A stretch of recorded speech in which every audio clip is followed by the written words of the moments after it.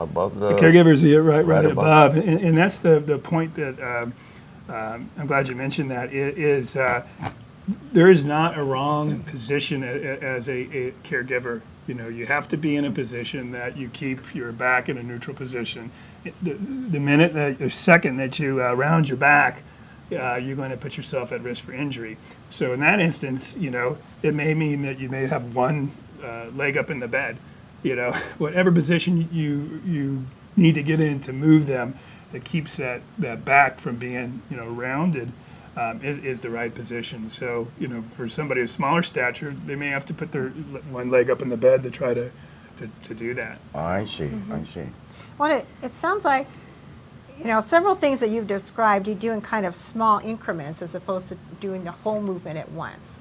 Like moving from the back of the chair forward, you're kind of scooting, and then if you're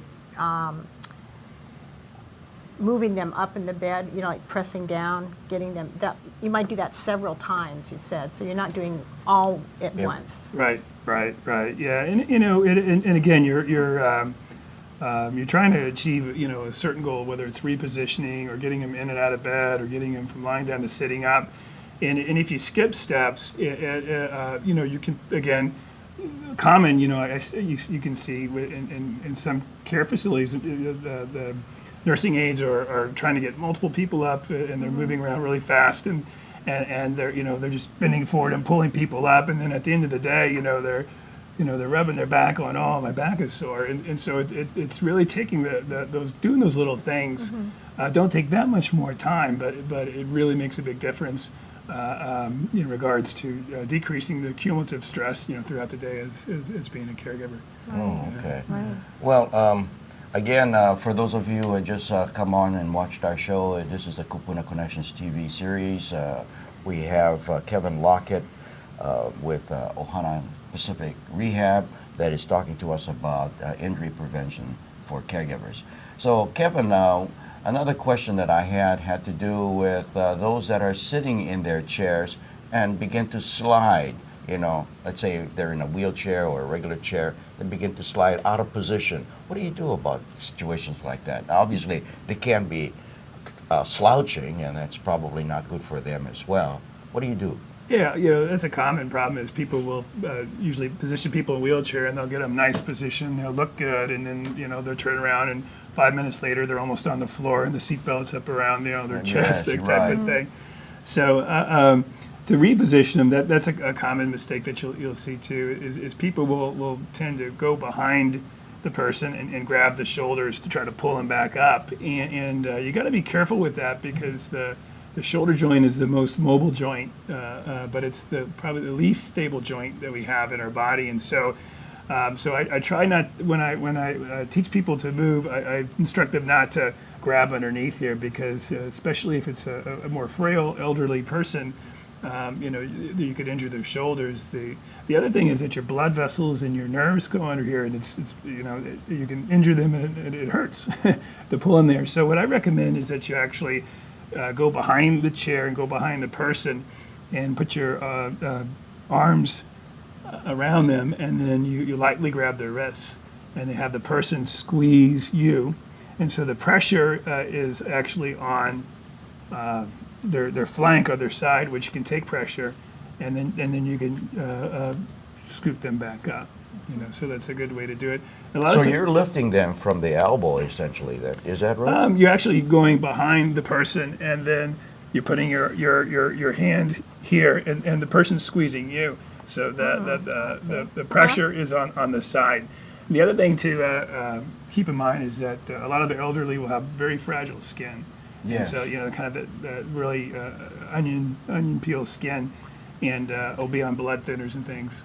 So you don't want to grab them. Yeah, to grab them. How about exercises? Are there some simple exercises that caregivers can do to strengthen the muscles that they need to help move somebody? Yeah, the things that we recommend is actually two things. One, excuse me. One is to work on your core muscles. You know, you have to think of your trunk as kind of like the foundation to a house. So the stronger that the foundation is, the stronger the superstructure, the walls are your limbs. And so the stronger your muscles are in your stomach and your back, it protects your spine. It basically acts like a brace. And so Pilates, yoga, just doing stomach exercises, different types of crunches, those types of things are good to do. The other exercises are posture exercises. So I spend a lot of time teaching people to just watch the posture, squeeze their shoulders back, those types of things, because it puts us in a position where there's less stress on the joints if there's balance around the joints versus being in this type of position. So a lot of posture exercises for the scapula and those sort of things like that. I see. Now, well, we've just got a few minutes left, but perhaps you could kind of tell our viewers whom they can call and what number they could call in case they had any questions. Yeah, we actually have a website that has a lot of information and some videos and instruction on how to do transfers and different things. And our website you can find. The website is? It's ohanapacificrehab.com. ohanapacificrehab.com. Right, Okay. right. Okay. And if you had any questions, you can reach me, on that site as well, and I'd be happy Great, great. to do We should also mention that Kevin has just recently published a book for caregivers. And Kevin, can you show us a copy of that front cover? Yeah, it just came out. Probably hard to see perhaps for viewers, but Caregivers Complete Guide for Safe Mobility and Independence in the Home. It's in the bookstores and probably of great use to all of our viewers out there that are caring for their loved ones. So thank you, Kevin. Before we end, though, perhaps you can give our viewers one last advice. We've had so much information, good stuff for them to take to heart. But if they had to just remember one thing, what would that be?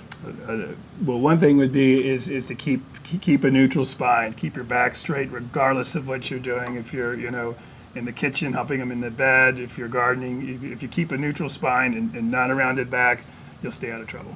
Okay, sounds very good. So thank you very much, everyone, for watching our show today, and hope to see you again next week. This is the Kapuna Connections TV series. Aloha.